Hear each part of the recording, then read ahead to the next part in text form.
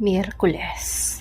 Tandang-tanda pa ni Aling Leah, ina ng pamilyang Aguirre, nang sila ang magtungo sa lugar kung saan nila nabili ang bahay sa murang halaga lamang. At iyon din ang panahong natandaan niya na masaya at buo silang pamilya, kasama ang napakabuti nitong asawa at 3 pa nitong mga anak.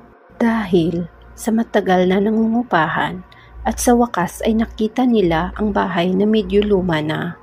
Ngunit maganda at matibay pa rin ito. Sa bandang probinsya lamang ito ng Luzon. Hapon na nang sila ay makarating sa bahay na iyon. Kaya sinimulan na nila ang maglinis upang makapagpahinga na. Ito ang unang araw na matulog sila sa bahay na maituturing nilang sa kanila na. Kaya naman, tuwang-tuwa at panatag na nagpahinga ang mag-anak kahit hindi pa maayos na nailagay ang mga gamit nila. Kinabukasan ay nagsimula ulit sila ng panibagong araw sa bahay na iyon at nagligpit muli sa bahay. Nang marinig nila si Cassie, ang bunsong anak ng pamilya, para bang may kausap at kalaro ito. Masayahin namang bata si Cassie, kaya iniisip na lamang nila na baka nakikipaglaro ito sa kanyang sarili dahil ganun naman ang mga bata. Kinagabihan nang sila ay sama-samang maghapunan, nagulat sila sa biglang tanong ng kanilang anak na si Carlo. Ma, totoo ba ang multo? At sino naman ang nagsabi sa'yo niyan, anak? Isa po sa mga kaklase ko sa school. Sabi nila may masamang elemento daw na nakatira sa bahay na to. Kaya daw walang bumibili sa bahay na to. Kwento daw yun ng mga marites dito sa lugar. Ay naku anak, walang katotohanan yan. Kumain ka na lang dyan. Huwag kang nagpapaniwala sa chismis. Tugon ng kanilang ina na si Aling Leah. Malalim at malamig na ang gabi. Kahimbingan ng tulog ng mag-anak nang makarinig ng ingay ang kanilang ina. Kaya agad niya itong tiningnan kung saan niya narinig ang ingay. Pumunta siya sa sala. Ngunit walang magulo sa sala.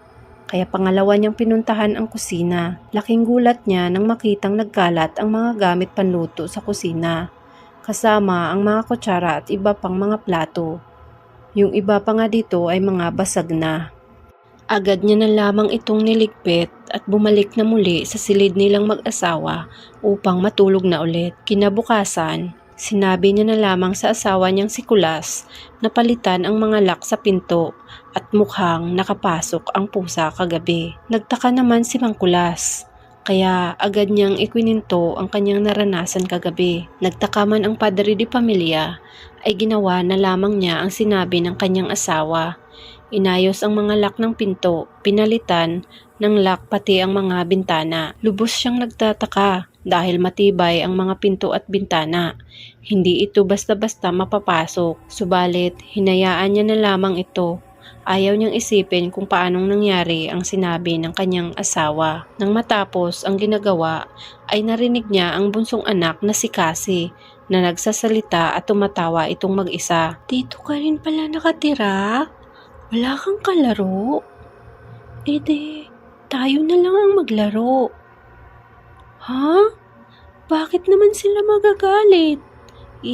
Dito ka lang naman. Wika iyon ng kanyang anak na si Cassie, kaya tinawag niya ito sa pag-akala na may kasama itong kalaro. Subalit, lumingon lamang ito sa kanya at hindi na rin nagsalita. Tinanong niya ito kung sino ang kausap nito, subalit puro iling lamang ang sagot nito sa kanya. Kaya hinayaan niya na lamang ito.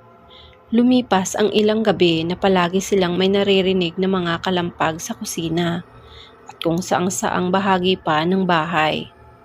Ngunit hindi na lamang nila ito pinansin upang hindi maabala ang kanilang pagtulog. Pag gumigising naman sila kinabukasan, ay nakikita nila ang mga baso at plato na nasa sahig na at basag na ang mga ito. Iniisip na lamang nila na dahil sa hangin kaya naglaglagan ang mga ito. Hanggang isang gabi ay nagising ang mag-asawa sa malakas na sigaw ng kanilang anak na si Cara at sinasabi nitong may malaking tao umano siyang nakita sa harapan ng kanyang higaan at nakangisi ito sa kanya. Subalit nang pagpunta nila sa silid nito ay bigla na lamang itong nawala. Hinanap nila ito sa buong bahay, ngunit wala silang makita, kaya sinabi na lamang nila sa bata na baka nananaginip lamang ito at mas mabuti pang matulog na lang ulit at maaga pa ang pasok nito kinabukasan. Kaya wala nang magawa si Kara. Natatakot man ay pinilit na lamang niya ang matulog. Kinabukasan, nagtaka si Aling Lia dahil hindi pa bumabangon ang kanyang asawa sa higaan para pumasok. Kaya ginising niya ito, ngunit nang tiningnan niya ang kanyang asawang si Kulas ay mataas ang lagnat nito. Kaya inasikaso niya na lamang ito at hinayaang matulog. Lumipas ang mga araw. Isang umaga, nagulat silang mag-iina nang makarinig ng ingay sa kusina. Nang tiningnan nila ito, nakita nila ang ama na nagluluto sa kusina. Natuwa naman si Aling Lia dahil magaling na ito mula sa pagkakasakit. Binati at tinawag nila ito. Subalit, laking pagtataka nila dito nang lumingon lamang ang ama at walang imik at muling ipinagpatuloy ang pagluluto. Lumipas ang mga araw na ganun at ganun ang nangyayari. Hanggang sa dumating pa ang araw na nananakit na ang kanilang ama, pati ang kanilang ina na si Aling Lia ay madalas nilang makikita na may mga pasa ito. Laking pagtataka nila dahil hindi naman ganun ang kanilang ama. Napakabuti nito at mahinahon. Ngunit sa isang iglap ay bigla itong nag-iba. Isang araw pa ng pagka-uwi ni Aling Lia galing sa trabaho, ay narinig niya ang batang si Cassie na umiiyak at nakita niyang sinasaktan ito ng ama. Inawat niya ito, ngunit itinulak lamang siya nito para bang hindi na nila ito kilala. Nanilisik na rin ang mga mata nito. Laking gulat na lamang ni Aling Lia nang makita ang itak na hawak nito na akmang ihahampas na nito sa kanilang bunsong anak. Subalit nagulat siya nang bigla na lamang itong matumba na para bang may tumulak rito. Nalalo pang ikinagalit nito. Sakto naman ang dating ng dalawang anak na si Kara at si Carlo. At ito ang napagbalingan ng galit nito, kaya sila naman ang hinarap upang hatawin ng itak. Kaya napatakbong muli ang dalawa sa labas ng bahay. Sa gulat ng ina ay napasunod ito sa dalawang anak at naiwang mag-isa sa loob si Cassie. Kaya siya naman ang nilingon ng kanyang ama. Sa takot ni Cassie ay tumakbo siyang pataas kung saan patungong atik at doon siya naglalagi o nagtatago kapag ganun palagi ang kanyang ama. Sinasama siya ng batang si Lira sa lugar na iyon. Si Lira ang batang lagi niyang nakakausap mula pa nang dumating sila sa bahay na yon. Ang sabi pa ni Lira sa kanya ay dito rin umano ito nagtatago kapag nag-aaway ang kanyang mga magulang. Walang ano-ano ay biglang kumalabog ang pinto. Sa gulat ni Cassie ay napasigaw ito. Kinalaunan ay nasira ang pinto at tumambad ang ama ni Cassie, duguan, at may dala itong patay na aso. Inihagis nito sa kanya, kaya napatakbo siya palabas.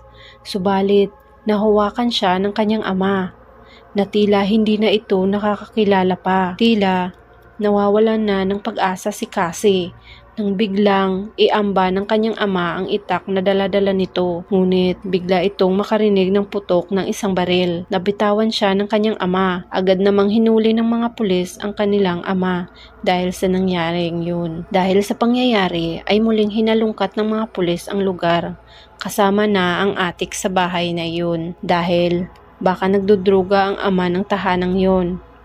Subalit, laking gulat nila nang makita ang isang maliit na libro na kulay itim at ang mga guhit sa dingding at sahig na tila matagal na itong nakasulat roon. Nang tiningnan pa nila ang mga nakatakip na kortina ay laking gulat nila nang makita ang tila batang kalansay at may nakasulat dito na isang alay. Napag-alaman ng mga pulis na matagal ng panahon nang may nakatira sa bahay na iyon at isang pamilya dahil sa pananakit ng asawang lalaki ay iniwan ito ng babae. Ngunit kasama sa iniwan ng ina ang batang si Lira at pinatay rin ng kanyang sariling ama upang gawing alay dahil natuto ito ng itim na kapangyarihan at ang atik na iyon ang ginamit na lugar sa pagsamba at paggawa ng ritual. Sa kabilang banda ay hindi na nakarecover ang ama ng mag-anak nila na si Mang Kulas. Tuluyan na itong nabaliw. Sa kabilang banda ay hindi na nakarecover pa ang ama ng mag-anak nilang si Mang Kulas.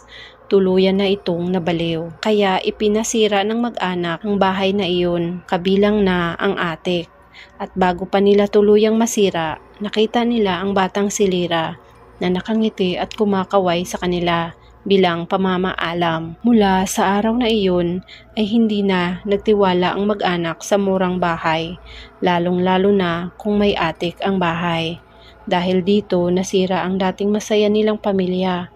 Ngayon ay tuluyan ng nasira at wala na rin sa sarili ang dating mabait at mahinahon na si Mang Kulas. Tila ba ibang tao na ito at hindi na siya.